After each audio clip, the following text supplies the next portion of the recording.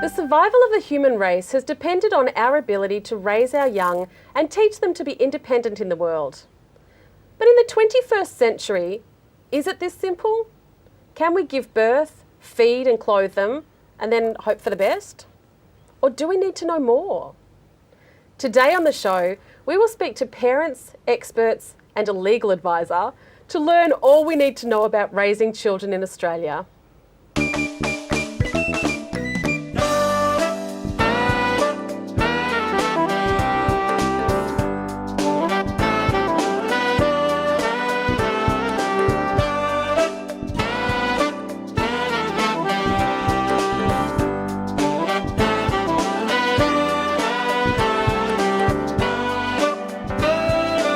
Hi, I'm Sally Ann and I'm a clinical psychologist, a wife and a mother of 4 who is constantly in awe of the strength people have in their lives, and I love to learn new things every day. So today and in the following weeks, we're going to meet some amazing people who will inspire us, teach us lessons about ourselves and others, and help us to see the silver linings in our own lives.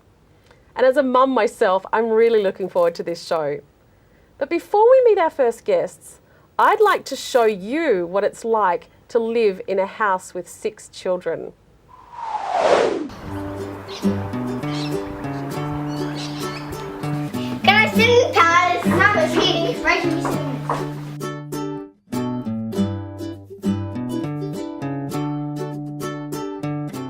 I think it's probably better because if it was just 1 or 2 children, you might Lose focus. have lots of spare time, probably argue too much. This looks like one big Brody bunch. Then number 1, he's been a fairly easygoing child. Adam's my second son. Stubborn. He's a little bit more stubborn, but he had an older brother to learn to be stubborn against. Jacob, my 3rd boy. Daniel's the 4th boy. Caleb's my little 9-year-old. And Rachel's number 6. A little bit feisty at times, but she needs to be to keep up against those brothers. I think every time I've had a new baby and bringing it home, in my head it's quite stressful because you still got to focus on the ones you have, but remember the new one you're bringing home, and just how am I going to do it.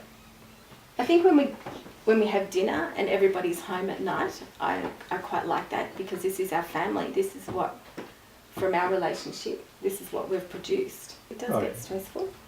Yeah. Just I think keeping up with each of the ages, because I go from adult 21 down to 5-year-old, and each child needs that time with you. So I think at times I sort of go through the day with each child, what they're up to in their stage, how I need to help, or you just spend time. I don't know, I feel I need to spend time with each of that child because I'm still parenting the 21-year-old. So.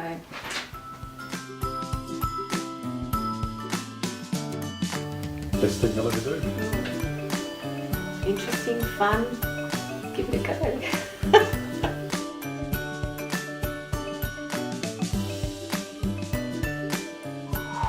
So firstly, we welcome Jane to the show. Thanks for coming and thanks for letting us meet all of your family. And for those of you who were counting heads, the eldest son was away at a friend's house.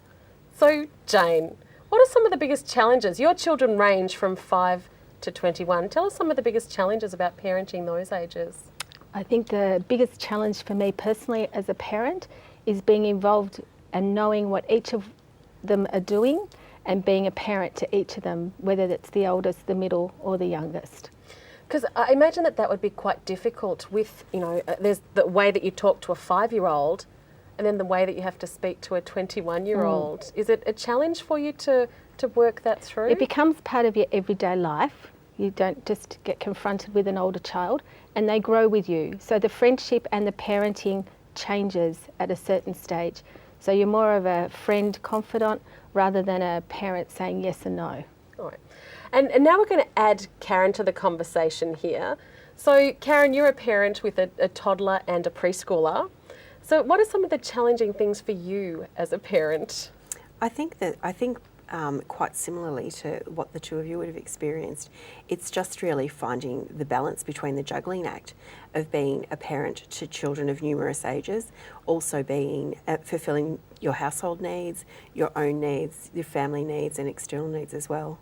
Because that's the challenge, isn't it? There's lots of differences from the time when our parents had children to now in terms of the finances. I've read somewhere that the incredible costs it costs us to have children, to raise children. So, and I know that I understand that you two work at least part-time. Tell us what that juggle's like, working and having children. I returned to work when my youngest was about 10 months, which seems young to some, but I really feel like it makes me a better parent having that outlet as well, to having 2 days where my focus is on something else other than just the children. It just fulfills something more in me that makes me a better parent than to them. Actually, that's interesting that you say that, Karen, because one of the things I know that I think every parent struggles with is the return to work question, and the grief that we catch from other people that judge us or whatever. How did you manage that? Did you have to think about it a lot or talk to people, or did you just decide what was best for you? I think I decided what was best for me. I actually finished one job partway through my maternity leave, and then thought, well, financially it really wasn't an option to stay at home full time, but also it was something that I wanted to do for myself as well, which does sound a bit selfish, but as I said, I think it really makes me a much more well-rounded parent and gives me that little bit of respite. Then I can invest the other days of the week in much more time with the children. So it was a good decision for our family. Yeah. What would you think about that? Do you think, or have you heard any feedback from people about whether it is selfish for us to want to put ourselves first a little bit and do things for ourselves? Do you think that's a good message for parents or not? I think it is a good message for parents. I think we do need a bit of time out from our children. It is 24 hours a day, 7 days a week of parenting. I'm lucky in the fact I didn't need to use childcare. I borrowed my husband's time. So, and again, I can work on weekends when he's available. So we worked it out that way. Plus I also have good family backup. So, and speaking of, family and home life, I imagine that the juggle for both of you really would be challenging, knowing where all the children are, who's looking after them, where they have to be, when they have to be there. Is that a challenge, or are there other challenges that you have in the households? That would probably be my main challenge, just knowing different times of school finishing, secondary to primary, who's picking up. Mine's not quite so bad because the small one at 15 months just comes along for the ride wherever we go. Okay. The older one has your set kinder time, so that's not so hard for me to juggle at the moment. Yeah. And then I have help from my in-laws on the days that I'm at work to pick up the older one from kinder, and he has a sleepover once a week at their house. Oh, lovely. So I think that's really, really enriched their grandparenting role to have that extra time with him and enhanced his relationship with them as well. So actually, speaking of sleep, and both of you can answer this as well, what is the sleep time like in your house? Now, in your house, I imagine there's lots of different times everywhere because everyone's of different ages, but I think that sleep in your age group is actually often a challenge. So talk us through that. What happens at night time in your house? I've been quite fortunate in that both of my boys sleep quite well, but in terms of getting home from work, it could be 5:30 by the time both my husband and I get home from work those 2 days. So dinner usually doesn't happen until 6:30, so I know that that's getting late. Some children are in bed by 6:30. We're more likely 7:30 for the baby, or if it's dragging a bit, then he'll hop in the bath with the big one and both be in bed by about 8 o'clock. So no struggles or anything, no fights and arguments? No, dinner's our struggle. Oh, okay. Well, we'll talk about that in a minute. What about the sleep time for you? My children don't go to bed. Actually, and that's a different issue. Yeah, actually, I found that too. It was much easier for me when my children, because mine range from 19 to 25, it was much easier when they went to bed earlier, because at least then you can put your feet up and do what you need to do. But when they don't go to bed, it's actually a bit of a challenge, isn't it? Yeah. Yes. Even with mine going to bed, I think I find that because they're both small, they take up a lot of our time and attention.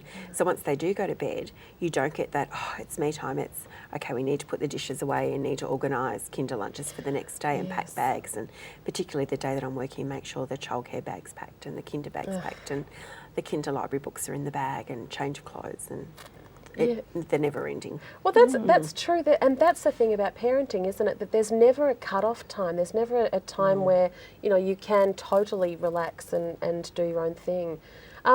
talk to us about meal times, because I know I have a lot of clients out there that ask me constantly about meal times and how to manage it. What happens in your house? We have a very, we've had a very challenging relationship with our eldest with mealtime. He is not at all motivated by food, he's motivated by play, and he's a man of action. So food is quite a distraction from what he would prefer to be doing, which is playing or interacting or talking. He finds that sitting down to the dinner table with myself and my husband is the chance to just ask all the questions that he has about dinosaurs or space or whatever the topic might be for the day. And it really is, feels like it's a constant battle reminding him to eat all the time. And that happens through breakfast and lunch and dinner. And what about in your house? Meal times, we generally eat around 6:30 at night, and I was always going to have a family and everyone ate the same food, but it doesn't happen. I've got two that are cheap to keep. They live on air. But we all sit down at the dinner table at night and eat. If someone's working late, they eat when they're ready. Okay, and just to finish this off, because we've just talked about all the things that are challenging with parents, what would be the greatest rewards that you would each find about being parents? I think it's just the big rewards are those happy little faces and the warm cuddles, and just knowing that this person just is so linked to you and wants to be with you. And I know that that will change as they grow, but at the moment when they're small, it's a real blessing to be able to have that lovely relationship. Great. Look, thank you both so much for chatting to us. After the break, we're going to meet a parenting expert who will help us sort through some of the questions from parents.